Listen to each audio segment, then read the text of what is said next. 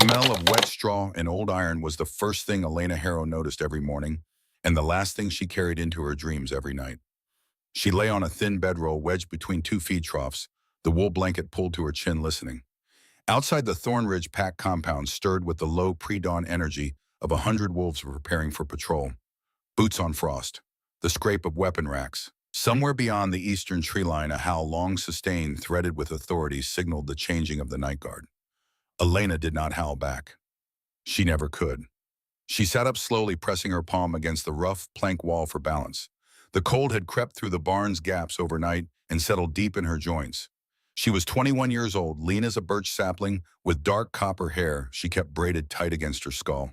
Her eyes were a strange, muted amber wolf, colored her mother had once said, as if the goddess had started painting her soul and then simply stopped. No wolf, no shift, no inner voice. She was hollow. The word followed her like a shadow with teeth. Children whispered it when she passed the schoolyard. Warriors muttered it over their ale. Even the kitchen women, who sometimes slipped her scraps of bread when no one was looking, said it with a particular softness, as if gentleness could blunt the edge of what it meant. Hollow, empty, a body with no spirit animal curled inside it. In a world where your wolf defined your worth, your rank, your very right to exist, Elena was a living contradiction. A shifter who could not shift. A pack member who belonged to no pack. Her mother had died when Elena was 6. A lung fever that took her in the night quietly without the drama that Thornridge seemed to demand of everything else. After that, there had been no one to argue for her place. No one to insist that the wolfless girl deserved a bed inside the longhouse, a seat at the communal table, a coat that fit. The pack had simply moved her to the barn, the way one might move a broken tool to the shed. Not out of malice exactly, but out of a certainty that broken things belonged in broken places. 15 years. She had been 6 years old when they carried her bedroll across the frozen courtyard and left it here among the hounds and the feed sacks and the winter stores. 15 years of waking to the smell of animals and hay. 15 years of eating scraps. 15 years of watching the pack move through its rituals, the hunts, the ceremonies, the bonds, and knowing she would never be part of them. She pulled on her boots, hand-me-downs, 2 sizes too large, stuffed with rags at the toes, and crossed to the barn door. The hinges screamed. The courtyard beyond lay in blue-gray light, the frost so thick it looked like the earth had grown a skin of glass. Across the yard stood the Alpha's longhouse, a massive timber structure with carved wolf skulls flanking the entrance. Smoke curled from the central chimney. Inside, Alpha Declan Voss and his family would be eating roasted venison, honeyed bread. The scent drifted over to her in waves rich and cruel. Her stomach tightened, but she did not let herself linger on it. Instead, she moved to the well, hauled up a bucket of near-frozen water, and carried it to the kennels. The hounds, thick-bodied mastiffs bred for tracking, pressed their noses through the slats and whimpered when they saw her. She poured water into their trough, then reached through the fence to scratch behind the ears of the eldest, a scarred female named Brine. "Morning, old girl," Elena murmured. Brine licked her knuckles. The sensation, warm, rough, alive, sent a flicker of something through Elena's chest. Not quite joy, closer to recognition. The hounds were the only creatures in the compound who did not recoil from her scent, or rather from her lack of one. Wolves smelled of pine iron musk territory. Elena smelled of nothing, an absence, a blank page in a world that read identity through the nose. She reached into her coat pocket and closed her fingers around a small, smooth object, a riverstone, oval and pale gray with a single vein of white quartz running through its center like a promise carved in mineral. She had found it 3 years ago, the morning after a particularly bad night. The night Beta Garrick Thorn had held her by the throat against the barn wall and told her she should have died at birth. She had walked to the river at dawn numb, and the stone had been sitting on the bank as if waiting for her. She carried it everywhere now, not as a talisman, not for luck, but because it was proof that the world could still produce something smooth from something broken. That pressure and water and time could make a rough thing beautiful. That was the thought she held inside her chest, pressed tight like the stone in her fist, as she heard the commotion erupt from the Alpha's longhouse. The shouting reached her before the scent of blood did. Elena straightened from the kennel gate and turned toward the longhouse. 2 warriors, broad-shouldered men in leather and fur, came through the main doors carrying something between them. A bundle, small, wrapped in a stained wool blanket that had once been white and was now the dull rust color of dried blood. A child. The cub was maybe 4 years old, limp as a skinned rabbit head, lolling against the warrior's forearm. Even from 40 yards away, Elena could see the fever flush across the child's face. a deep, angry red that spoke of something burning from inside. The cub's lips were cracked. Its small fingers twitched against the air, reaching for something that was not there. Behind the warriors came Alpha Declan Voss. He was enormous. 6 feet 5 inches tall, 37 years old, carved from a lineage of werewolves with a jaw like the prow of a ship and eyes the color of hammered steel. His dark hair was pulled back from his face in a warrior's knot, and even in the gray morning light, his presence hit like a physical force. A pressure in the air, a weight on the spine, the alpha aura. Every wolf within 50 yards felt the compulsion to lower their eyes, bare their throats, submit. Elena felt nothing, another cruelty of her condition. Or perhaps a mercy. She had watched Declan command for years from the periphery of pack life, had seen the way his voice could flatten a room, the way his presence could make seasoned warriors drop their eyes like scolded children.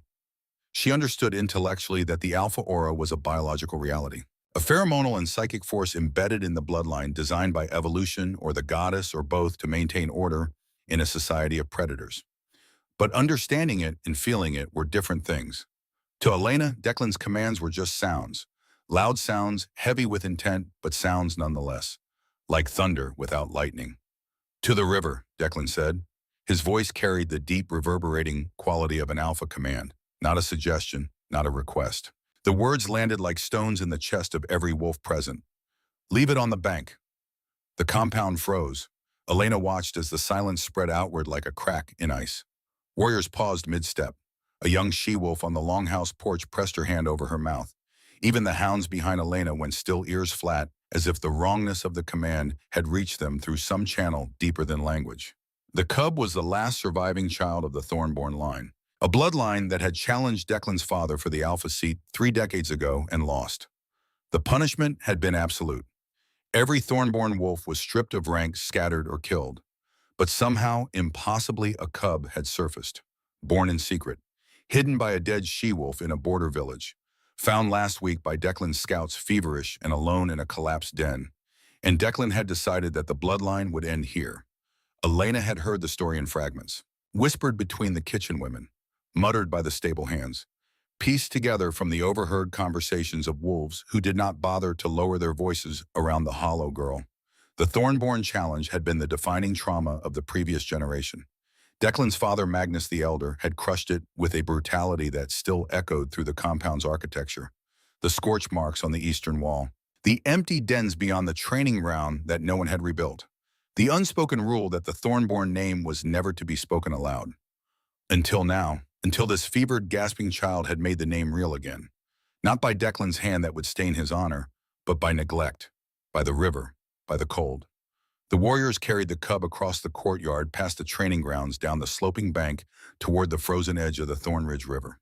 Elena followed at a distance, her boots cracking the frost, her breath pluming white in the air. She did not know why she followed. She had no standing, no authority, no voice in the pack's decisions. She was less than the lowest omega. She was nothing. But the cub's hand was still reaching. The warriors set the bundle down on the riverbank, on a flat stretch of frozen mud between 2 bare willows.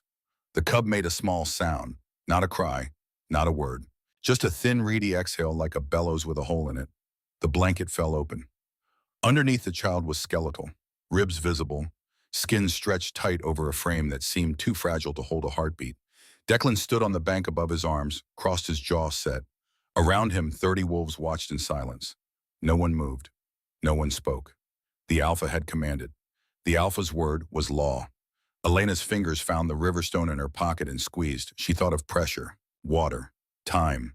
She thought of the smooth thing that rough things could become. And then she walked forward. The moment Elena stepped past the line of warriors, the air changed. It was not a dramatic shift, no crack of thunder, no flash of light. It was subtler than that. A tightening, as if the atmosphere itself had drawn a breath and held it. 30 wolves turned their eyes to the hollow girl, walking through their ranks with her oversized boots and her threadbare coat, and her braid coming loose at the temples, and not a single one of them understood what they were seeing. "Stop!" Declan's voice hit her like a wall of sound. The Alpha command rippled outward, and every wolf in the vicinity flinched. Some dropped to a knee, others turned their heads away in reflexive submission. The compulsion was absolute, irresistible. Elena kept walking. She heard the intake of breath, a collective gasp that ran through the gathered wolves like wind through dry grass. The hollow girl, immune to the command, Not because she was stronger, because she had nothing inside her for the command to grip. No wolf, no bond, no tether to the hierarchy that held every other creature in place. For the first time in her life, her emptiness was an armor. She could feel the astonishment radiating from the wolves around her. A physical thing hot and disorienting like standing too close to a bonfire. In 21 years, no one had ever defied an alpha command in Thornridge. The hierarchy was absolute. The chain was unbreakable. And yet here was the girl from the barn, the girl with no wolf and no scent and no standing, walking through the most powerful compulsion a shifter could produce as if it were nothing more than a stiff breeze. Some of the older wolves would later say they felt a chill run through them in that moment. Not of cold, but of recognition, of the world tilting on its axis and settling into a new position. I said stop. Declan's voice dropped lower harder. She heard his boots on the frozen ground behind her. Heavy, deliberate. You have no right to interfere, Hollow. Walk away, or I will have you dragged to the border and left for the rogues. Elena did not turn around. Her eyes were fixed on the cub. The child lay on the frozen mud, barely breathing. Up close, the fever was worse than she had thought. The skin was not just flushed, but translucent, as if the fire inside was burning the child down to light. The small chest rose and fell in shallow, erratic hitches. The fingers had stopped reaching. They lay curled against the frost like the legs of a dying insect. Elena knelt. The cold soaked through her knees, instantly biting through the thin fabric of her trousers. She reached out and carefully, gently gathered the cub into her arms. The child weighed almost nothing, a bundle of bones and heat and the faint, fading scent of something wild, something that smelled like scorched pine and iron filings. Wolf scent, but fractured, broken. Behind her, she heard the rasp of metal, a spear being drawn. Put it down, Declan's voice was barely controlled now. She could hear the wolf beneath it, the growl, the territorial fury, the offended pride of a leader whose command had been publicly defied. That bloodline is condemned. You are interfering with pack justice. Elena looked down at the cub's face. The child's eyes were closed. The lashes were dark against the fever-bright cheeks. A vein pulsed weakly at the temple. Faint, irregular, counting down. She lowered her head, and she pressed her lips to the cub's forehead. The kiss was gentle, brief, the kind of gesture a mother might give a child at bedtime. Instinctive, unthinking, woven from some thread of tenderness that existed before language, before law, before the first wolf ever claimed dominion over the first pack. What happened next would be debated in Thornridge for generations. The cub's body shuddered once, a full-body tremor that Elena felt travel through her arms and into her chest. Then a light bloomed beneath the child's skin, not golden, not silver, white. A deep marrow-white radiance that pulsed from the cub's forehead, where Elena's lips had touched, spreading outward like frost forming on glass. Except this frost was warm. It traveled down the child's neck, across the tiny shoulders, along the arms, and the fever heat transformed. Not vanishing, but reorganizing, shifting from destruction to something else. Healing. Elena's breath caught. Her hands trembled. She felt something stir inside her chest, not a wolf, not a voice, but a vibration. A hum, as if a door she had never known existed had cracked open somewhere deep in the architecture of her soul, and through that crack poured a frequency she had no name for. The cub opened its eyes. They were violet, and behind Elena there was a sound like a tree falling, a heavy wooden crack followed by the clatter of metal on stone. She turned. Alpha Declan Voss was on his knees.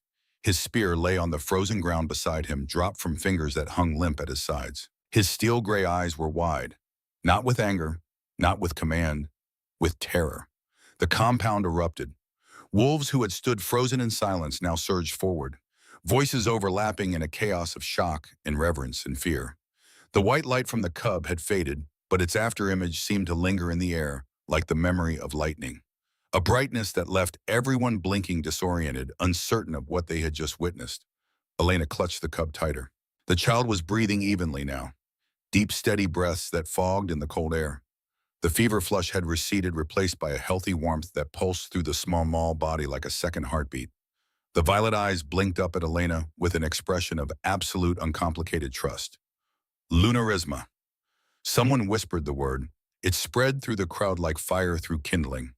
Lunarisma, moon soul, a gift so rare it existed mostly in the oldest songs. The ability to channel the goddess's healing light through physical touch. Not a wolf's power, not an alpha's birthright, something older, something that predated the pack system entirely.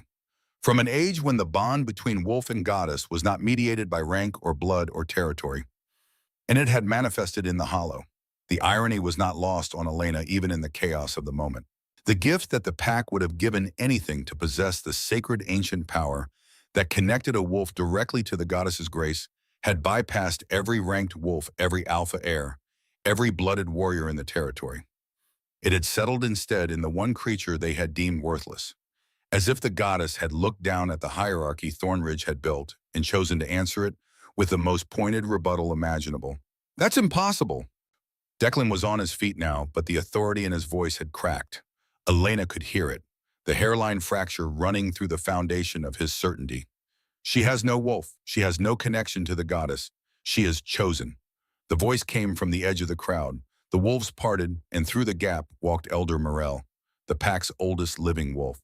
A woman of 93 who moved with the careful precision of someone who had outlived every war, every alpha, every tragedy that Thornridge had produced. Her white hair was unbound, her eyes milky with cataracts, and she leaned on a staff made from a lightning-struck oak. But when she spoke, even Declan went still. "The lunarisma does not choose the strong," Morel said, each word measured and deliberate. "It does not choose the rank, the powerful, the worthy as the pack defines worthy." She turned her clouded eyes toward Elena. "It chooses the empty, the ones who have been hollowed out by suffering until there is nothing left inside them but space." She paused. Space for the goddess to fill. Elena felt the cub's small hand close around her finger. The grip was surprisingly strong. The words settled over the crowd like snow. Quiet, inexorable, covering everything. Elena felt them land on her shoulders, her chest the crown of her head. She did not know if she believed them. She had spent 21 years being told that her emptiness was a deficiency, a punishment, a cosmic error. The idea that it might be something else entirely, a preparation, a hollowing out that made room for grace, was so foreign to her internal landscape that she could not yet map it. But the cub in her arms was warm. The cub in her arms was breathing. And whatever had poured through her hands on that riverbank had been real enough to make an alpha fall to his knees. That at least she could not deny. "This changes nothing," Declan said, but his voice had lost its steel. "The Thornborn line is condemned. The cub is healed," Morel interrupted, and the sharpness in her tone made several wolves flinch. "Healed by a gift that has not appeared in Thornridge in 400 years. If you harm this child now, Alpha, you do not defy a bloodline. You defy the goddess herself." She paused. "And the last Alpha who did that is buried beneath the standing stones with no name on his grave." The silence that followed was absolute. Declan's jaw worked. His hands opened and closed at his sides. Elena could see the war playing out behind his eyes. Pride against fear. Authority against something ancient and ungovernable. He was an alpha. He had been raised to believe that his word was the final word, that the pack's survival depended on the absoluteness of his power. To concede now in front of his wolves to the hollow girl, it would break something inside him. She could see that too. "Take the cub to the infirmary," Declan said finally. The words came out flat, drained of command. He did not look at Elena. He looked at the river. "And keep the hollow under watch. I want to know everything about this gift." He said the word like it tasted of ash. Two she-wolves approached Elena carefully as if she were a wild animal that might bolt. She let them guide her toward the infirmary, the cub still cradled against her chest. As she walked, she felt the river stone shift in her pocket, pressing against her thigh. Smooth from rough, beautiful from broken. She held the cub closer and did not look back. 3 days passed, and the compound became a place Elena no longer recognized. Wolves who had spent years avoiding her gaze now stopped in the corridors when she passed, pressing their backs against the walls, as if making room for someone important. Some bowed their heads, not in submission, but in something more unsettling. Reverence. A few of the younger she-wolves left small offerings outside the infirmary door, where Elena slept beside the cub. Bundles of dried sage, strips of cured meat, a carved wooden figure of the moon goddess with her arms raised. Elena did not know what to do with any of it. The cub, whose name she had learned was Ash Thornborn, recovered with startling speed. Within a day, the child was sitting up. Within 2, walking. By the 3rd morning, Ash was following Elena around the infirmary with a quiet, watchful intensity that the healers found remarkable. The child rarely spoke, but the violet eyes tracked Elena's every movement with an expression that was equal parts gravity and devotion. He has imprinted on you, said Nessa, the head healer, a soft-spoken woman with kind hands and careful eyes. It happens sometimes with very young wolves who experience a near-death trauma. Their instinct latches onto the first source of safety. For Ash, that is you. Elena looked at the boy who was sitting on the infirmary floor, arranging small stones in a careful pattern. I don't have a wolf, she said. I can't be what he needs. Nessa was quiet for a moment. Perhaps what he needs is not a wolf. Perhaps what he needs is exactly what you gave him on that riverbank. But if the compound's attitude toward Elena was shifting, its attitude toward Declan was shifting faster and in a direction that terrified him. She saw the evidence in fragments, hushed conversations that stopped when the Alpha entered a room. Warriors who obeyed his orders a half-beat slower than before. The subtle, almost imperceptible loosening of the invisible threads that bound a pack to its leader. Declan's authority had always rested on two pillars, his bloodline and his certainty. The certainty that his judgments were just, that his commands served the pack, that the hierarchy he enforced was the natural order of the world. Elena had cracked both pillars in a single act. She had not meant to. She had not planned a revolution or a reckoning. She had simply walked toward a dying child because no one else would. And in doing so, she had exposed the fault line that ran beneath everything Declan had built. The unexamined assumption that power and rightness were the same thing. That the strong were strong because they deserved to be. That the weak suffered because suffering was their nature. It was the lie at the heart of every hierarchy that had ever existed. And Elena had cracked it open, not with force or rhetoric, but with a kiss on a child's forehead. On the evening of the third day, Declan came to the infirmary. He came alone, which was unusual. Alphas traveled with escorts. It was protocol, tradition, a display of status. But Declan entered through the side door with no warriors flanking him, no beta at his shoulder. He wore a simple linen shirt instead of his armored leather, and his dark hair hung loose around his face. Without the trappings of his rank, he looked younger, raw, like a man instead of a monument. Elena was sitting by the window, Ash asleep in her lap. She felt Declan's presence before she saw him. Not the alpha aura, which had no effect on her, but the sheer physical weight of him, the way the air pressure changed when someone that large entered a small room. He stood in the doorway and looked at the sleeping child. My father killed Ash's grandfather, Declan said. No preamble, no command tone, just the words laid out bare as bones. Broke his neck in front of the whole pack. Then he burned the Thornborn dens and salted the ground. I was 7. I watched from the longhouse window. He paused. I thought it was justice. I thought that was what strength looked like. Elena said nothing. She waited. When I ordered the cub taken to the river, I told myself I was protecting the pack, preventing a future threat, honoring my father's legacy. His voice was low, rough, stripped of its usual authority. But I was not protecting anyone. I was performing. I was showing the pack that I was as strong as my father, that I could be as merciless. He looked at Elena, and the steel in his eyes had thinned to something almost translucent. You walk through my command like it was not there. It was not there, Elena said quietly. For me, it never has been. Something shifted in Declan's expression, a flicker of pain or recognition or both. He looked at the sleeping cub, then at the carved goddess figure on the windowsill, then at Elena's hands. Rough, calloused, steady. I do not know how to be an alpha who was wrong, he said. You learned, Yan, Elena said, the same way I learned to survive in your barn, one morning at a time. Declan stood there for a long moment, silhouetted against the dying light. Then he turned and left without another word. But as Elena watched him go, she noticed something she had never seen before. His shoulders were not quite as square as they had been when he entered, and his hands hanging at his sides were trembling. The morning of the 4th day broke cold and clear over Thornridge, the kind of brittle Montana dawn where the sky looked like hammered glass and the frost made everything sharp enough to cut. Elena woke to the sound of voices in the courtyard below. Not shouting, not yet, but the murmur of gathered wolves, that low sustained rumble that preceded either celebration or violence, and in her experience, celebration was rare. She rose carefully, trying not to wake Ash, who was curled against her side like a comma made of warmth and trust. The child's breathing was even now deep and steady, the violet eyes moving beneath closed lids in whatever dream occupied a 4-year-old who had been pulled back from death by light and will. Elena moved to the window.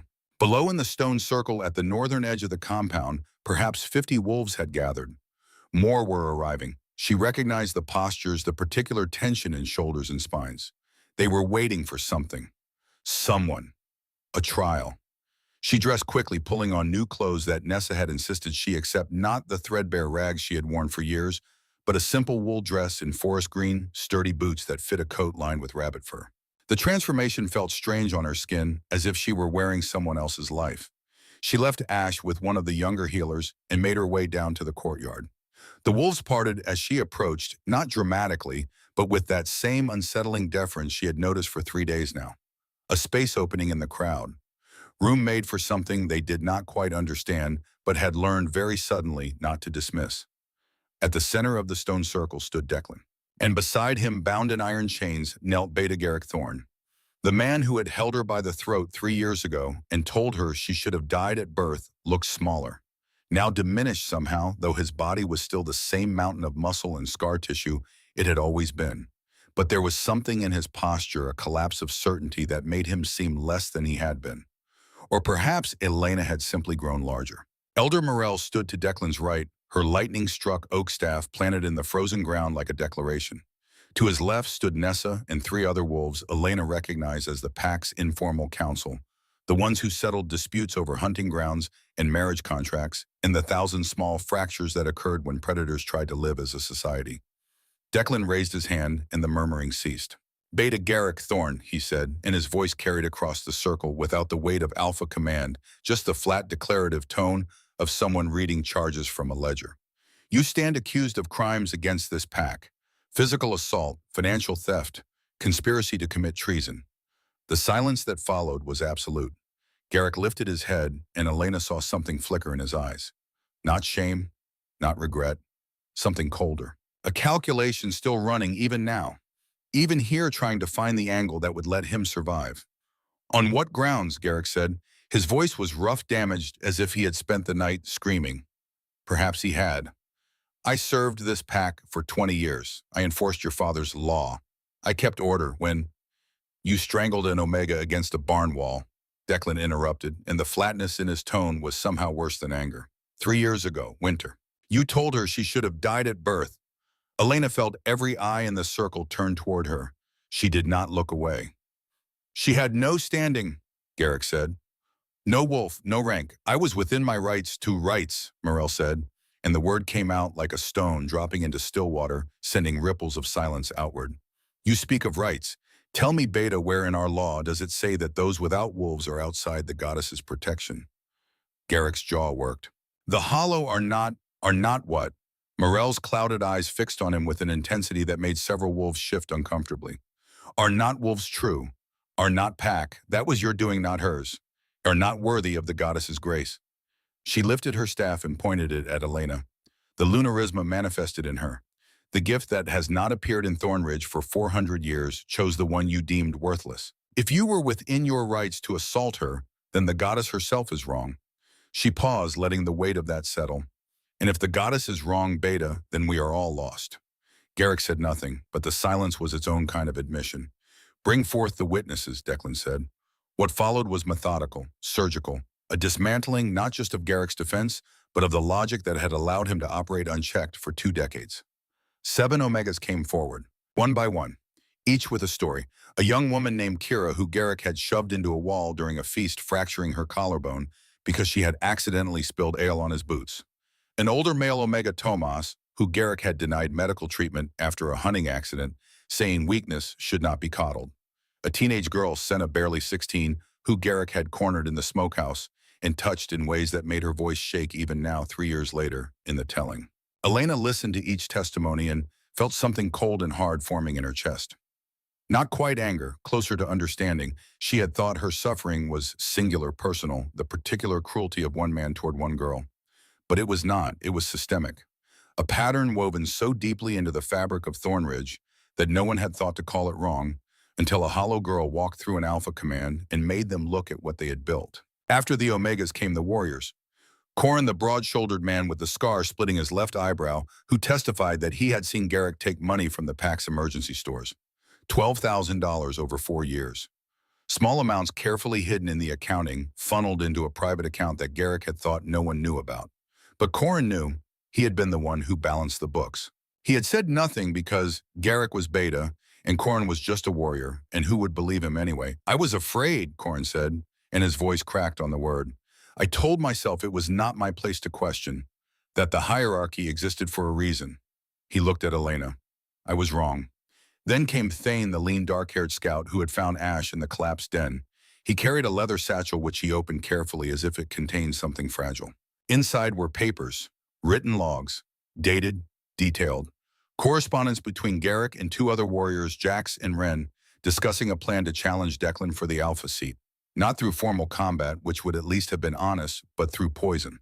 Wolfsbane in the Alpha's evening meal. A slow death that would look like illness. And then when Declan was weak, when the pack was destabilized by grief and uncertainty, Garrick would step forward as the strong hand needed to restore order. Where did you get these? Declan asked, and his voice was very quiet. Guard tower, Thane said, hidden in a false bottom of Garrick's footlocker. I found them 2 nights ago after the Lunarisma manifested. I went looking because... He hesitated. Because if the goddess chose her, then everything we thought we knew was wrong. And if that was wrong, what else might be? He looked at Garrick. Turns out quite a lot. The beta said nothing, but something in his expression had shifted. The calculation was gone. What remained was emptiness. The hollow recognition of a man who had bet everything on a hierarchy that no longer held and lost. Jax and Ren, Declan said. Bring them forward. The 2 warriors were already present, standing at the edge of the circle. They came forward slowly, reluctantly, like men walking to an execution, which in a sense they were. Is this true? Declan asked. Jax, the younger of the 2, looked at the ground. His hands were shaking. He promised us beta positions, Jax said, after you were gone. He said the pack needed strong leadership, that your reforms, the talk of ending the barn system, of giving standing to the hollow, would destroy us. And you believed him, Declan said. We did. Why? Jax finally looked up, and there was something almost pleading in his eyes. Because it was easier, he said. Easier than admitting we were wrong. Easier than looking at what we had done, what I had done, and calling it cruelty instead of tradition. The silence that followed felt like a held breath. Then Declan spoke. Elder Morel, I defer to your judgment. What is the sentence for assault of pack members, theft of pack resources, and conspiracy to commit murder of an Alpha? Morel was quiet for a long moment, her staff planted in the frozen earth, her clouded eyes fixed on something beyond the circle. When she spoke, her voice carried the weight of 9 decades and every mistake Thornridge had made in that time. Garrick Thorn, you are stripped of your rank and all privileges associated with it. Your property, 40 acres of hunting land, 12 head of livestock, $8,000 in silver and currency, is forfeit to Elena Harrow as restitution for damages inflicted. Garrick's face went white. You are exiled from Thornridge territory for a period of 10 years. If you return before that time, you will be killed on sight. If you harm another Omega in any territory during that exile, we will hunt you to the ends of the earth, and the goddess will not protect you. She turned to Jax and Ren. For you, 5 years exile each. You were complicit, but you were also used. That is not absolution, but it is mitigation. Serve your exile. Learn what strength actually means. If you return, return better. She looked at Declan. Let it be witnessed. Let it be recorded. Let it be known that Thornridge does not tolerate cruelty, no matter how deeply woven into tradition it has become. Declan nodded once, sharp and final. Guards, remove them. As the warriors dragged Garrick to his feet, the beta looked across the circle and found Elena's eyes. For a moment, she saw something raw and unguarded in his expression. Not hatred, not even anger, just a terrible bewilderment, as if he genuinely could not understand how the world had shifted so completely beneath his feet. You think this ends with me, he said, and his voice was hoarse, breaking. There are others, warriors loyal to the old ways. They will come for you, Hollow. They will come for the Alpha who kneels. And when they do, then they will face the same justice you did, Elena said. Her voice was quiet, but it carried. The old ways are dying, Garrick. Not because I willed it, not because the Alpha commanded it, but because they were built on suffering, and the goddess has decided that suffering is no longer the price of survival. She paused. You can fight that if you want, but you cannot win. Garrick opened his mouth as if to respond, then closed it. There was nothing left to say. The guards pulled him toward the northern gate, toward exile, toward a future that no longer had a place for men like him. Jax and Ren followed their heads, bowed their shoulders, collapsed inward, like structures, finally admitting the weight they could no longer bear. And as they disappeared through the gate, as the compound watched in silence, Elena felt something shift inside her chest. Not triumph, not vindication, just the quiet recognition that justice, when it finally came, was often less dramatic than anyone expected. No lightning, no divine intervention, just people choosing one small decision at a time to stop tolerating the intolerable. The crowd began to disperse slowly, wolves drifting back toward the longhouse, the training grounds, the rhythms of ordinary life. But several stayed. Corin approached Elena first, the warrior with the scarred eyebrow who had balanced the books and said nothing for years. He stood at a careful distance, as if unsure of the protocol for addressing someone who had been invisible for 2 decades and was now the most talked about wolf in the territory. I wanted to say something. He began, then stopped. His jaw worked. He tried again. 3 winters ago, when you were ill with chest fever, I was on barn duty. I saw you shaking through the wall slats. I could have brought you a blanket from the stores. He looked at the ground. I did not. I told myself it was not my responsibility. That the barn was. He broke off. I'm sorry, I should have brought the blanket. Elena looked at him for a long moment, looked at the way his hands were clenched at his sides, the way his shoulders curved inward, as if trying to make himself smaller. Looked at the genuine anguish in his face. Thank you, she said. Not for the apology exactly, but for the proof that the pack's transformation was not just happening at the level of proclamations and policy. It was happening in the small private spaces where shame lived.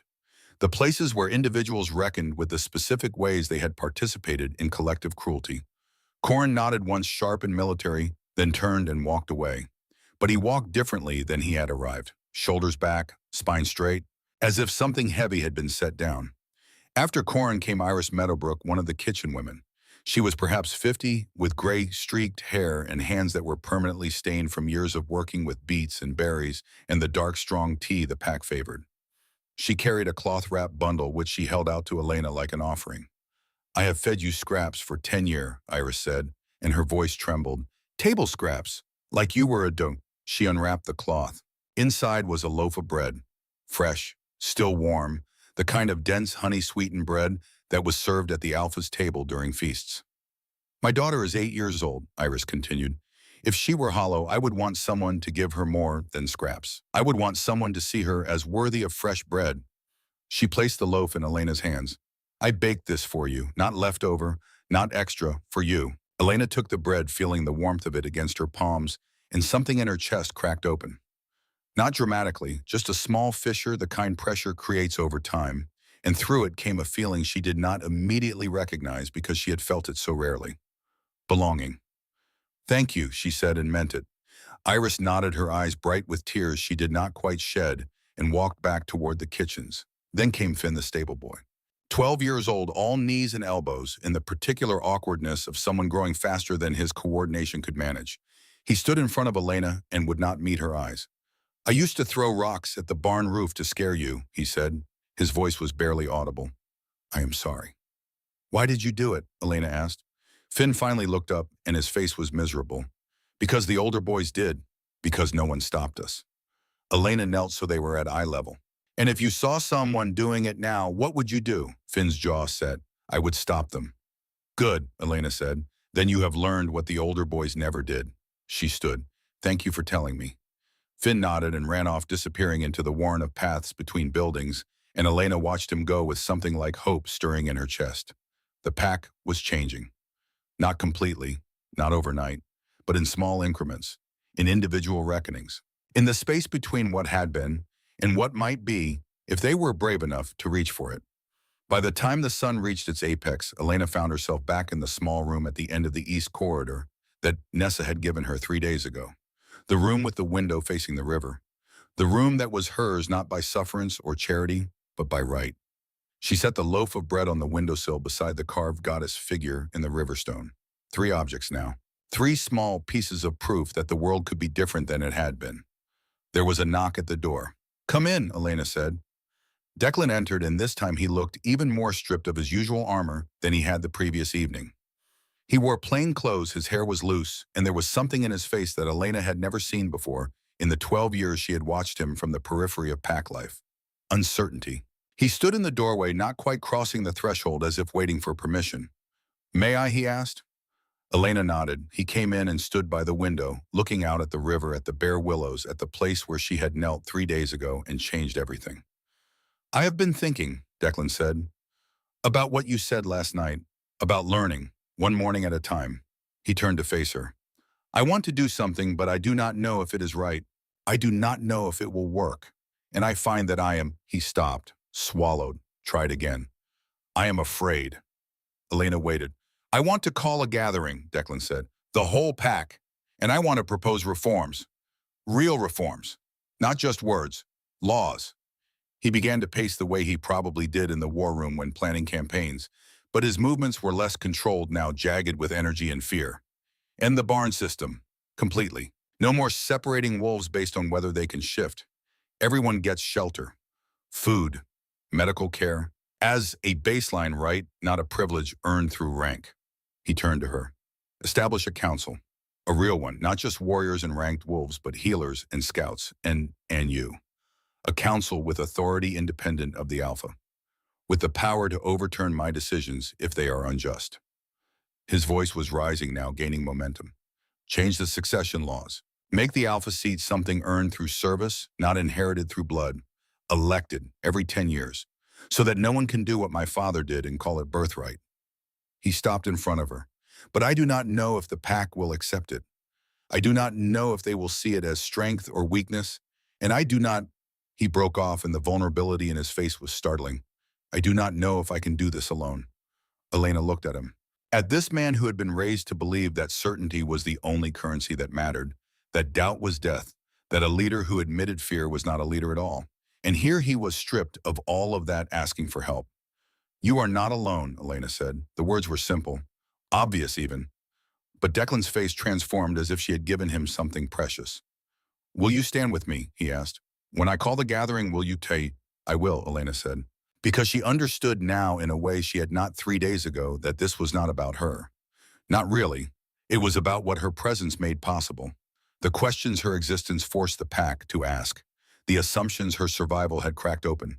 She was not a leader. Not yet. Perhaps not ever. But she was a catalyst. And sometimes that was enough. Declan exhaled long and slow as if he had been holding his breath for days. Thank you, he said. Then he did something Elena did not expect. He held out his hand, not as an alpha to a subject, but as one person to another, palm open, offering connection, not command. Elena looked at his hand for a long moment. Then she reached out and took it. His grip was warm, steady, and for the first time since her mother died 15 years ago, Elena felt the particular kind of safety that comes from being seen by another person and not found wanting. They stood there in the quiet room, hands clasped as the afternoon light slanted through the window and turned the river stone's quartz vein into a line of captured fire. Outside, the pack moved through its rhythms, wolves training, hunters returning, children playing in the snow. But inside this small room at the end of the east corridor, something new was being built. Not a hierarchy, not a command structure, a partnership. And when Declan finally released her hand and turned to leave, Elena noticed that his shoulders no longer trembled. He walked like a man who had found solid ground. The gathering was called for the 16th day after the manifestation, and by dawn, the entire compound knew what was coming. Not because Declan had announced it with Alpha Command or formal proclamation, but because news moved through Thornridge the way water moved through stone, slowly at first, then all at once, finding every crack and crevice until there was no corner left untouched. The Alpha was going to propose changes, real changes, the kind that rewrote the foundation rather than patching the walls, and the Lunarisma would stand beside him. Elena woke that morning to find Ash already awake, sitting cross-legged on the floor with his collection of river stones arranged in careful patterns. The child had been gathering them for days now, smooth gray ovals with veins of white and amber, and sometimes a deep rust red that looked like dried blood. He lined them up by size, by color, by some internal logic that Elena could not quite parse, but recognized as important. Are you nervous? Ash asked without looking up from his work. Elena pulled on her boots. New ones now, properly fitted, a gift from Nessa that she had finally accepted after the healer had pointed out that frostbite was not a badge of honor and considered the question. Yes, she said. Why, well, I am. Because what we are trying to do has never been done before, and things that have never been done before are frightening. Ash looked up at her with those violet eyes that still startled her every time she saw them. Eyes that should not exist. eyes that were proof the goddess had opinions about how the world should be run. But you will do it anyway, Ash said. It was not a question. Yes. Why wait? Elena came and knelt beside him, looking at the stones arranged in their careful rows. Because frightening things are still worth doing if they are right. Ash nodded as if this made perfect sense, which perhaps it did when you were 4 years old and had been dead and then not dead, and understood that the rules everyone else followed were more flexible than they appeared. He picked up one of the stones, a small, smooth one with quartz threaded through like silver wire, and held it out to her. For luck, he said. Elena took it, feeling the familiar weight, the cool smoothness against her palm. She already had her riverstone in her pocket, the one she had carried for 3 years. But she took this one too, closing her fingers around it. Thank you, she said. And then, because there was nothing left to do but begin, she stood and walked toward the door. The stone circle was already full when Elena arrived. 150 wolves, maybe more, packed into the ancient ring of standing stones that had witnessed every major decision in Thornridge's 200-year history. Every challenge, every trial, every moment when the pack had to choose between what it had always been and what it might become. The air was electric with tension, thick with the musk of agitated wolves and the metallic edge of adrenaline. The temperature had dropped overnight 18 degrees Fahrenheit. According to the stolen radio, Elena still kept hidden under her floorboards, and breath plumed white in the clear morning air, creating a fog of anticipation that hung over the gathering like a living thing. Declan stood at the center of the circle, and he was not wearing his armor. No leather, no fur, no carved wolf skull pauldrons or iron-studded bracers. Just a simple wool shirt and leather trousers and boots that had seen hard use. His dark hair was pulled back in a warrior's knot, but loosely, as if he had tied it himself without the help of attendants. He looked, Elena thought, like a man rather than a monument, and that was precisely the point. Elder Morel stood to his right, her lightning-struck oak staff planted in the frozen ground. To his left stood Nessacorn Thane and a young she-wolf named Lyra, who could not have been more than 19 and looked terrified to be standing in the inner circle with the pack's leadership.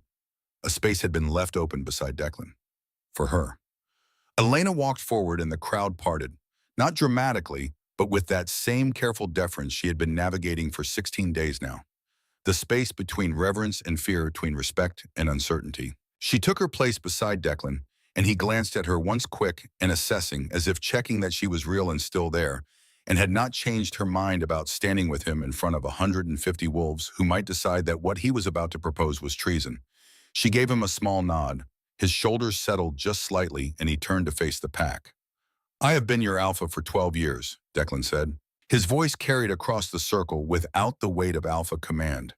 Just projection, the natural authority of someone who had spent a lifetime learning how to make himself heard. In that time, I have made decisions I believed were necessary. Decisions I told myself served the pack, preserved our strength, honored the traditions my father left me. He paused, and the silence was absolute. 16 days ago, I ordered a 4-year-old child to be taken to the river and left to die. Not because the child had committed a crime, not because the child posed a threat, but because of a name. Because 30 years ago, the child's grandfather challenged my father for this seat, and my father answered that challenge with massacre. His voice did not waver, but Elena saw his hands tighten at his sides. I told myself it was justice, that the sins of the grandfather lived in the blood, that to allow a Thornborn to survive was to invite future conflict. He looked across the circle, meeting eyes, holding gazes. I was wrong. The words fell like stones into water, sending ripples outward through the assembled pack. I was wrong about the child. I was wrong about the bloodline, and I was wrong about what strength means. He gestured to Elena without looking at her, a simple motion that nevertheless felt weighted with significance. This woman walked through my alpha command to save a dying child. She has no wolf, no rank, no power that our hierarchy recognizes. And yet the goddess chose her to bear a gift that has not appeared in Thornridge for 400 years. He turned to face her now fully, and there was something in his steel-gray eyes that looked almost like wonder. She taught me that strength is not the absence of mercy. It is the presence of it. That power means nothing if it is not used to protect those who have no power of their own.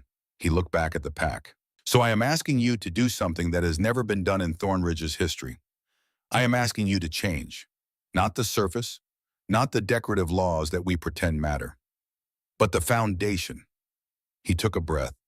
I am proposing 5 reforms, and I am asking every adult wolf here to vote on them. Majority rules. Even if you vote against me, I will honor the outcome. A murmur ran through the crowd. Shock, confusion. The particular disorientation that comes from having the ground shift beneath your feet. First, Declan said, and his voice cut through the murmuring like a blade. The barn system ends completely. No wolf, regardless of rank or ability to shift, will ever sleep in a barn again. All pack members are entitled to shelter, food, and medical care as baseline rights, not privileges earned through service or blood. Rights. He waited for that to settle. Second, a healer's council will be established consisting of 7 members chosen for their expertise in medicine, conflict resolution, and ethical guidance. This council will have authority independent of the Alpha. They can overturn my decisions on medical or ethical grounds. Their word in matters of care and justice will be final. Elena felt the weight of 150 pairs of eyes turned toward her, but she kept her gaze forward on Declan, on the future he was trying to build. The council will consist of Elena Harrow as chair, healer Nessa Elder Morel Iris Meadowbrook, representing the Omegas, Corin, representing the Warriors, Lyra, representing the youth, and Thane as investigator and ethical oversight. Lyra made a small sound, almost a gasp, and Elena glanced at her. The young she-wolf looked like she was about to faint or bolt or both. Elena reached out and took her hand, quick and firm, a silent message: "You can do this. We will teach you." Lyra's fingers closed around hers, trembling, but holding. Third, Declan continued, the Alpha seat will no longer be inherited. Starting with my tenure, Alphas will be elected every 10 years by vote of all adult pack members. Leadership is not a birthright. It is a trust earned through service and renewed through continued service. The murmuring grew louder now, edging toward argument. Elena could see wolves turning to each other, debating in urgent whispers. This was the reform that would cut deepest, the one that challenged not just policy, but identity. The belief that some wolves were born to lead and others born to follow. Declan's voice rose not with command, but with conviction. My father ruled this pack for 35 years. He was a great warrior, a brilliant strategist, and he was also a tyrant who burned dens and salted ground and taught his son that mercy was weakness. His jaw tightened. I do not want to be my father. And I do not want Thornridge to be the kind of pack that produces fathers like mine. So I am asking you to choose your leaders, to hold them accountable, to make them earn the right to stand in this circle and speak for you. He let that hang in the cold air. Fourth, the Thornborn lands, 15,000 acres in the northern range, are hereby restored to Ash Thornborn to be held in trust until he reaches 18 years of age. The massacre of his family was not justice. It was murder dressed in the language of law. We cannot bring back the dead, but we can acknowledge that they were wronged, and we can make restitution to the living. Elena felt something tight in her chest loosen just slightly. The child who had followed her around the infirmary for 16 days, who arranged stones in careful patterns, who trusted her with a completeness that still terrified her, that child would have a future. Land, legacy, the thing his family had been killed for. And fifth, Declan said, and his voice gentled, as if this last one cost him something to say. Discrimination based on the ability or inability to shift is now a criminal offense. Verbal abuse, physical assault, denial of care or resources, all of it is prosecuted the same as if the victim were ranked. Penalties include fines, community service, and for repeat offenders, exile. He paused. We have called those without wolves hollow for long enough. From this day forward, they are pack, full members with full rights, and anyone who treats them as less will answer for it. The silence that followed was different from before, heavier, charged with the weight of decision. Declan looked across the circle one more time. These are the reforms I propose, not as commands, as questions. The pack will vote, and the pack will decide what kind of place Thornridge will be. He stepped back, and Elder Morel stepped forward, her staff striking the frozen ground with a sound like a hammer on an anvil. We will vote by standing, she said. One reform at a time. Those in favor stand to the right. Those opposed stand to the left. Abstentions may remain seated. She lifted her staff. Reform 1, the end of the barn system. All members entitled to shelter, food, and medical care as rights. For a long moment, no one moved. Then Iris Meadowbrook, the kitchen woman, who had brought Elena fresh bread, stood and walked to the right side of the circle. Then Corin, then Nessa, then Thane, then a flood. Wolves rising, moving, choosing. Not all of them. Elena could see perhaps 8 who walked to the left, shoulders stiff with disapproval. But the right side swelled 100, 110, 142 wolves standing in favor of the reform. Morel counted her clouded eyes, somehow tracking movement that should have been invisible to her. 142 in favor, 8 opposed. Reform 1 passes. A cheer went up from the right side of the circle, quickly suppressed, but unmistakable. Reform 2, establishment of the Healers' Council with independent authority. This time the split was closer. Perhaps 14 wolves walked to the left. But 136 stood to the right, and when Morel announced the count, Elena felt Lyra's hand tighten in hers.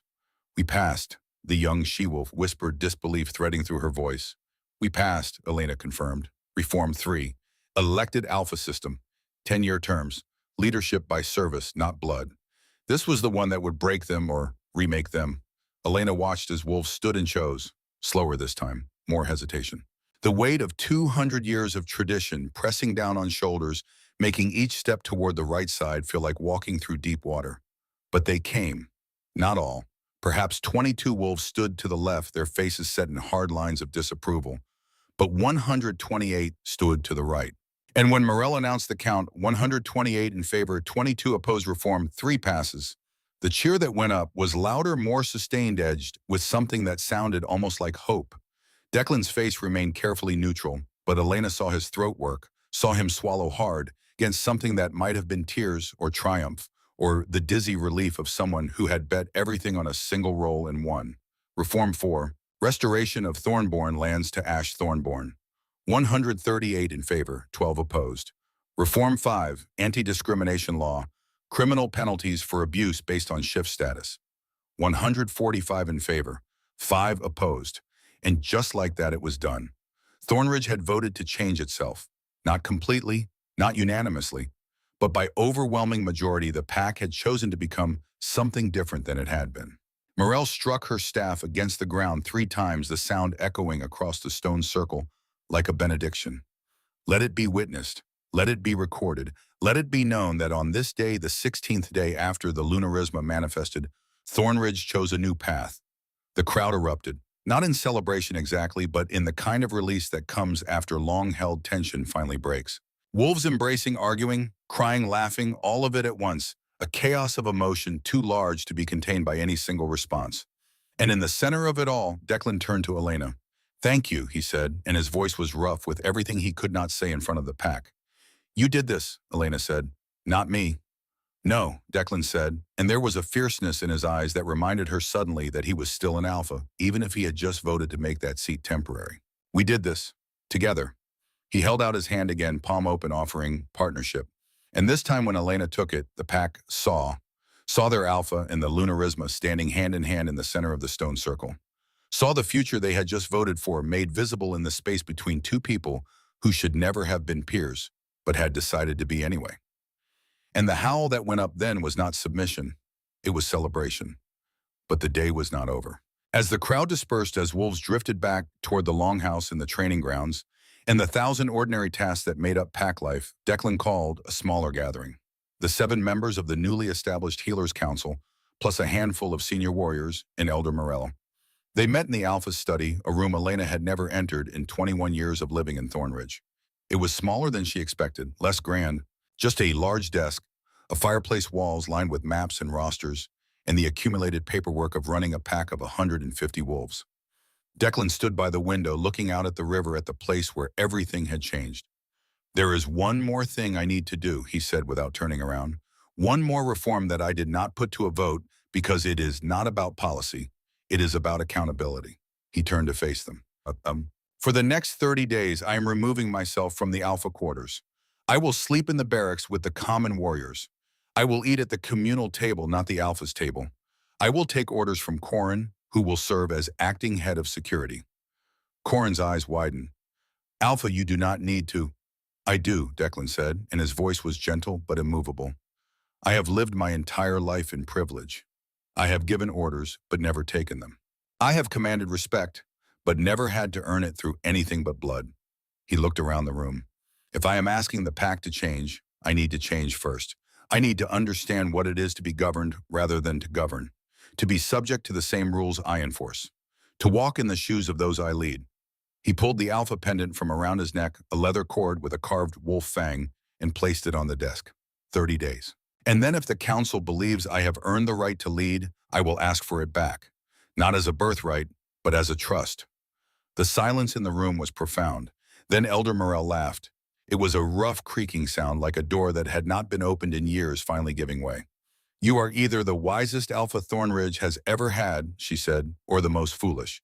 But either way, you are the one we need. She struck her staff against the floor. 30 days. The council will observe. And at the end, we will decide if you have earned what you were born to. Declan nodded once sharp and military. Then he walked out of his own study, leaving the pendant behind, and went to the barracks to claim a bunk among the warriors he had commanded for 12 years. And Elena, watching him go, felt something she had not felt since her mother died. Pride.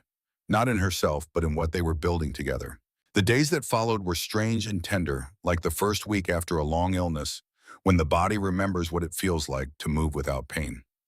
Elena threw herself into the work of the Healers' Council with a focus that surprised her. She had spent 21 years learning to survive in the margins, but survival skills she discovered translated well to governance. The careful observation required to read a room, the ability to find resources where none appeared to exist, the particular kind of courage it took to speak truth when silence would be easier.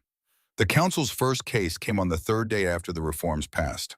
An elderly wolf named Aldrich, 78 years old, came to the council chambers, a repurposed storage room in the longhouse that still smelled faintly of grain and leather, with a complaint against the pack's former senior healer, a man named Brennan, who had retired after Nessa took over. Aldrich had served the pack for 60 years, warrior, teacher, mentor to 2 generations of young wolves. But age and old battle wounds had caught up with him. 3 broken ribs from a fight at 34, a shattered hip from a fall at 52, arthritis that had settled into his joints like frost into stone. He had asked Brennan for pain medication. Simple willow bark tea.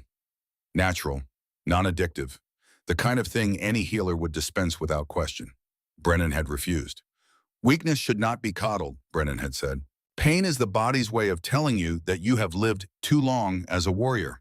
Accept it or die with honor. Aldrich had accepted it because he had been taught all his life that to question a healer was to question the goddess herself.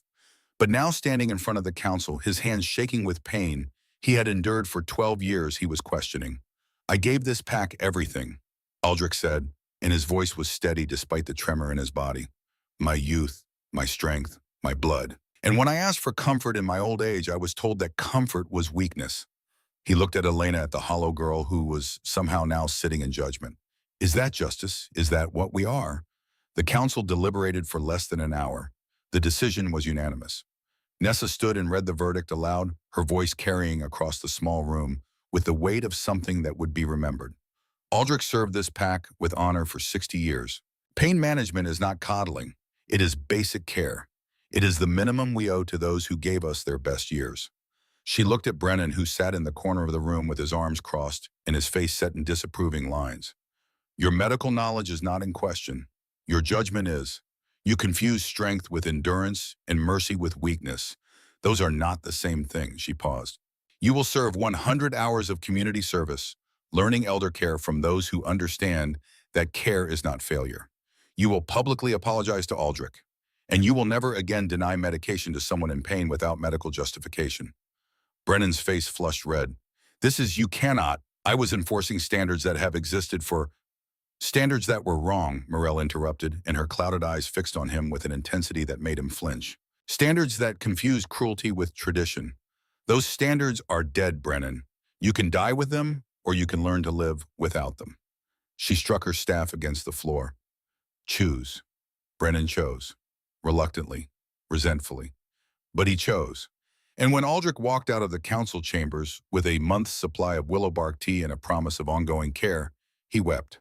Not from pain, but from the overwhelming relief of finally, after 12 years, being heard. Word of the council's decision spread through the pack within hours, and by nightfall 3 more wolves had come forward with similar stories. Denied care, told their pain was weakness, taught to suffer in silence because suffering was somehow more noble than asking for help. The council heard them all and ruled in their favor, every single time. By the end of the first week, it was clear that something fundamental had shifted in Thornridge, not just policy, but the underlying assumption about what the pack owed its members and what members owed the pack. The transaction was no longer one way. And Elena, sitting in the council chambers late one night, reviewing cases with Nessa and Morel and Lyra, felt that same unfamiliar sensation she had felt when Iris brought her fresh bread. Belonging. She was not just surviving anymore. She was building. On the 18th day after the reforms passed, a war horn sounded. Elena was in the council chambers when she heard it, that deep, bone-rattling bellow that shook the frost from the window frames and sent every wolf in the compound to immediate alert. The horn of formal challenge. Someone was calling for the alpha seat. She ran toward the stone circle, Ash scrambling to keep up with her. The compound was already assembling. Warriors in full leather armor lined the path from the longhouse to the standing stones, where every alpha challenge in Thornridge's history had been fought and settled. The air was electric, with tension thick with the musk of agitated wolves and the metallic edge of adrenaline. The challenger stood at the center of the stone circle, stripped to the waist. A warrior named Rolf, perhaps 35 years old, lean and scarred with cold eyes that held no doubt. Declan Voss, Rolf's voice carried across the silent compound. You have abandoned the old ways. You kneel to a hollow. You give Omega Wolves power over ranked warriors. You make the alpha seat something to be voted on like a market transaction. He spat on the frozen ground. You are weak, and Thornridge deserves better. Declan walked to the stones. He wore no armor, just the simple clothes he had been wearing for 18 days. But there was something in his posture, a centered calm, that made him seem larger than he had before.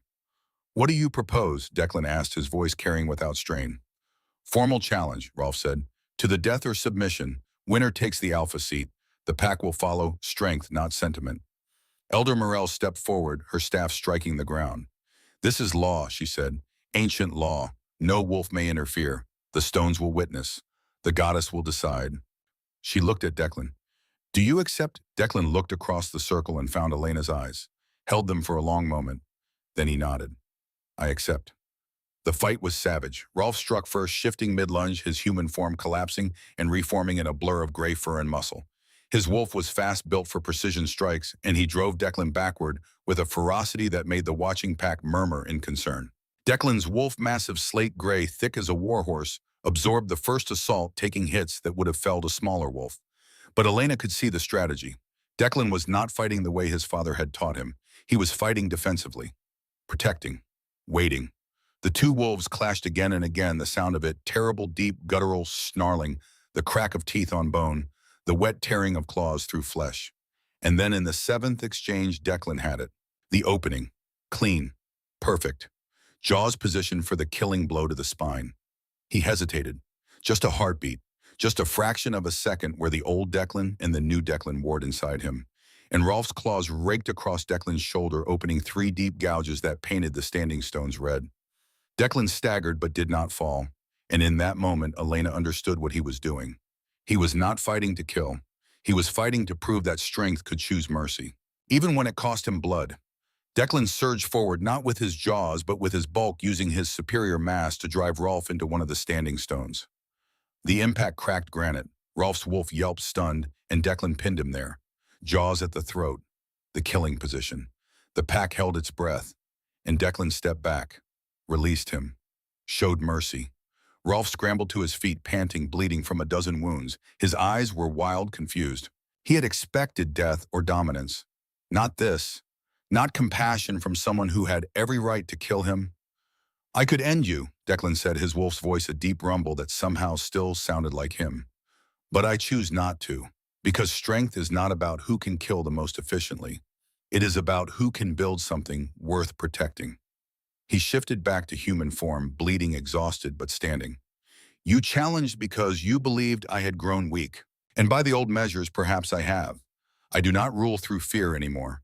I do not demand obedience without question. I have knelt. I have admitted I was wrong. I have given power to those who had none. He looked at the assembled pack. But I am not weaker for it. I am stronger. Because now I lead wolves who choose to follow me, not wolves who are compelled to. He turned back to Rolf. You are exiled for 5 years, not for challenging me, that is your right, but for believing that cruelty is the same as strength. When you return better. The pack stood in stunned silence. Then slowly a howl began, not from one wolf but from many. A rising chorus of voices that was not submission, but something Elena had never heard before in Thornridge. Approval. Recognition. The celebration of a leader who had won not by destroying his opponent, but by showing him what victory could look like when it was built on principles instead of violence. And as the guards escorted Rolf to the northern gate, as Declan's wounds were tended by Nessa, as the pack dispersed with new understanding in their eyes, Elena realized something. The transformation was complete. Not because the rules had changed, but because the people had. On the 20th day after the reforms passed, Declan came to Elena's room. He looked different than he had 3 weeks ago. Leaner, harder. His hands were calloused in new places from work he had not done since his youth, hauling, water-chopping, wood-cleaning weapons, all the small, unglamorous tasks that kept a pack running, but that alphas rarely touched. His hair was longer, starting to curl at the ends where it touched his collar. His eyes had a new light in them, something bright and almost wild, as if he had discovered a truth that both terrified and exhilarated him. The wounds from Rolf's challenge were healing 3 parallel lines across his shoulder that would scar. "I have been thinking," he said, standing in her doorway the same way he had 3 weeks ago, waiting for permission to enter. Elena gestured him in. He came and stood by the window looking at the 3 objects on her sill. The carved goddess figure, the river stone, and now a third, the small, smooth stone that Ash had given her with quartz threaded through like silver wire. 3 stones, Declan said softly. "What do they mean?" Elena came to stand beside him. "Proof that rough things can become smooth, that broken things can be beautiful, that time and pressure and waters can transform what seems permanent." Declan was quiet for a long moment. Then he reached into his pocket and pulled out a stone of his own, a twin to hers, smooth and cool with that same thread of white quartz, like a lightning strike frozen in stone. "I found this 2 weeks ago," Declan said, "on the riverbank, the same place where you saved Ash. I have been carrying it, trying to decide if—" He stopped, swallowed, tried again. "I want to court you." The words came out in a rush, unpolished, nothing like the careful commands he had spent 12 years perfecting. Not as Alpha to Omega, not as leader to follower, but as partners, as 2 people who have walked through fire and come out changed and want to keep walking. Together. He held out the stone. "I do not know if I am worthy of you. I do not know if I will ever be. But I want to try, if you will let me." Lena looked at the stone in his hand, at the man offering it, at the future implicit in the gesture. She thought about the girl she had been 20 days ago, the hollow girl in the barn who had believed she would never be anything but empty. And she thought about the woman she was becoming, the Lunarisma, the council chair, the person who had learned that emptiness was not absence but possibility. She took the stone. "Yes," she said, and watched as Declan's face transformed, fear giving way to something radiant and unguarded. "But not yet," Elena continued. "Not while you are still learning what it means to be subject to the same rules you enforce. Not while you are still discovering who you are when you are not the Alpha." She placed the stone on the windowsill beside the other 3. "When your 30 days are done, when the council has decided if you have earned the right to lead, when we know what kind of future we are building." She turned to face him fully. "Then ask me again, as the man you will have become, and I will answer as the woman I will be." Declan nodded slowly and something in his shoulders relaxed. "As partners," he said, "in everything." "In everything," Elena confirmed. And they stood there in the quiet room, 4 stones on the windowsill catching the last light of day, and neither of them needed to say anything more. The future was being built. 1 stone at a time, 1 decision at a time, 1 morning at a time, and that was enough, for now. Spring came to Thornridge like a slow exhale.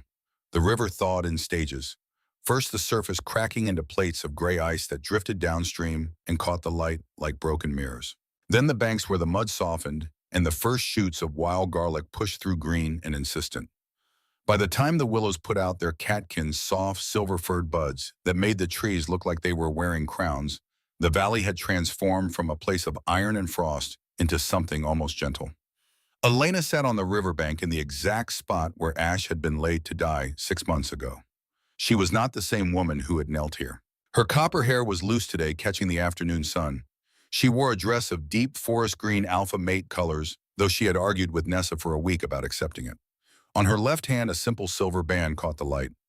Mated 3 months ago after a 3-month courtship that had been observed by the entire pack with an intensity that still made her uncomfortable.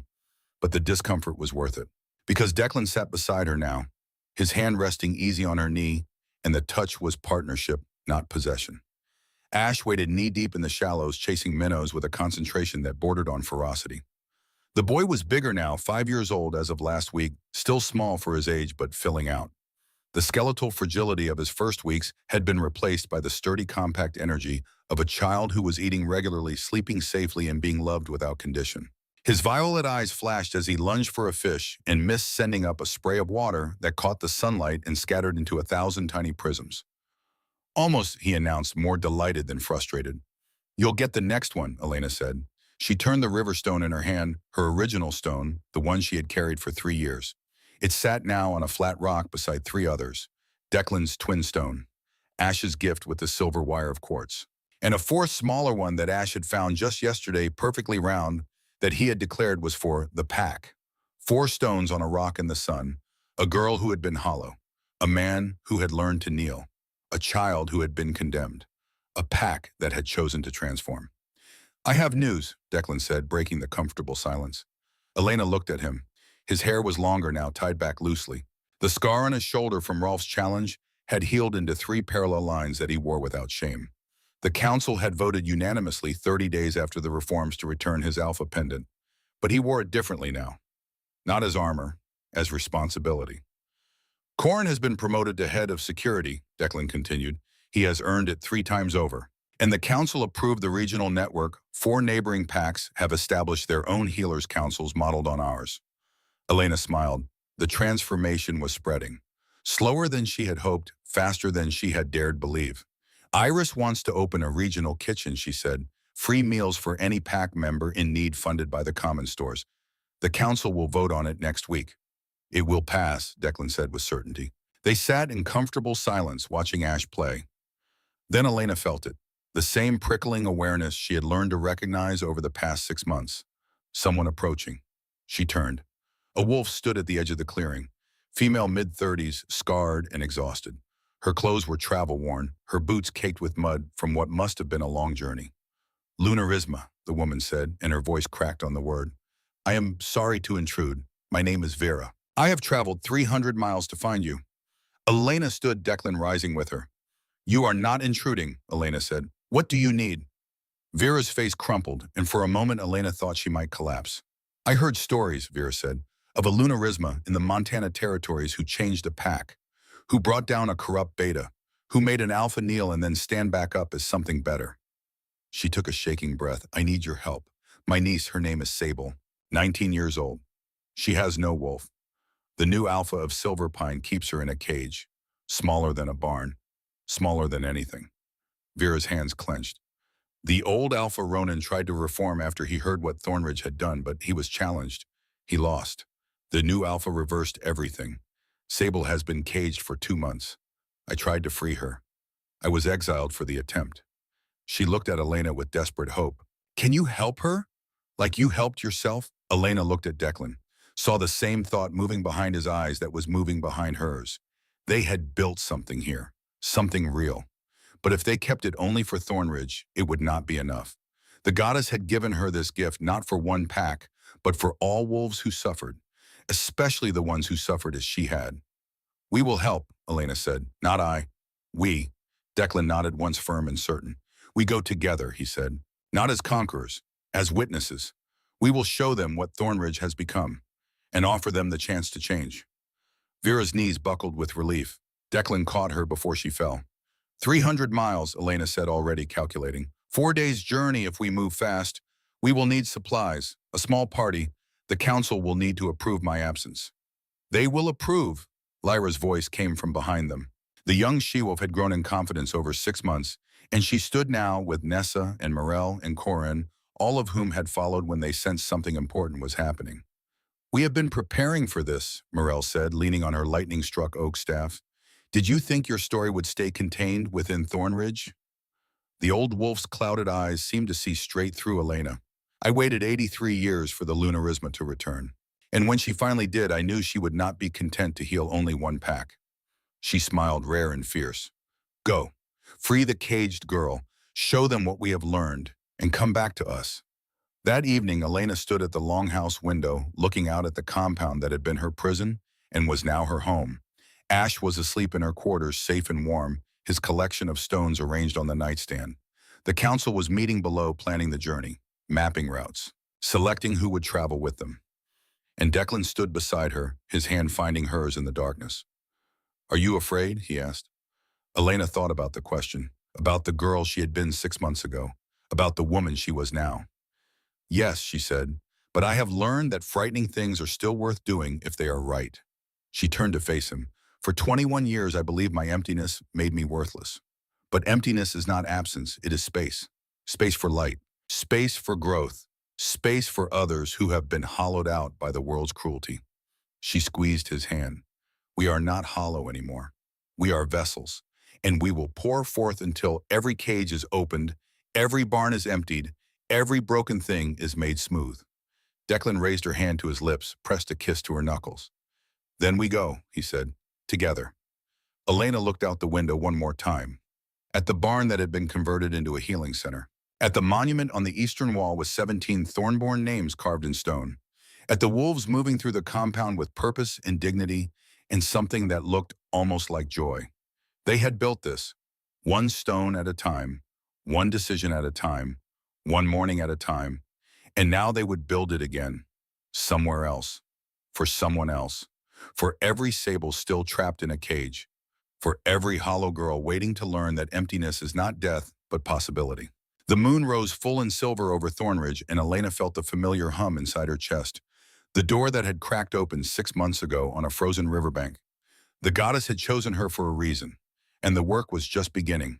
In a barn smaller and darker than the one Elena had survived, a girl named Sable, huddled in a cage barely large enough to lie down in. 19 years old, copper-haired, amber-eyed, without a wolf. She pressed her face against the cold iron bars and whispered into the darkness, "Please, someone, anyone." And in the distance, so faint she might have imagined it, a light flickered, white, warm, coming closer.